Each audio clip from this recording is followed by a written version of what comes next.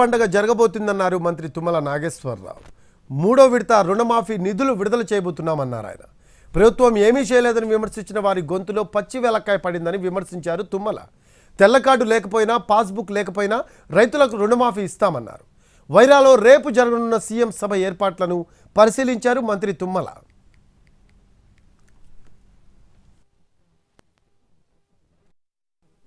ఇది మీ పండగ.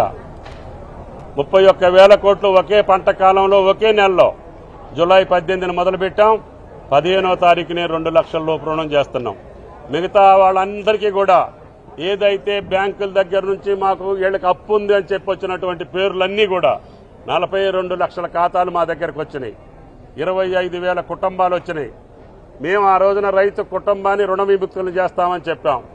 కాబట్టి వాళ్ళందరికీ కూడా రుణ విముక్తులు చేసేటటువంటి బాధ్యత. సగంలో ఉండగానే కొంతమంది ఆరాట పడుతున్నారు. ఆత్రంతో ఒక అల్లుడు అత్తకాలు దొక్కిండంట. అందుకనే పూర్తి కాకముందే ఆరాట పడుతున్నారు. వీళ్ళు ఎట్లాగూ చేయలేరని చెప్పి భావించారు. చేసేసరికి వాళ్ళకి గొంతుకులో ఎలక్కాయబడింది.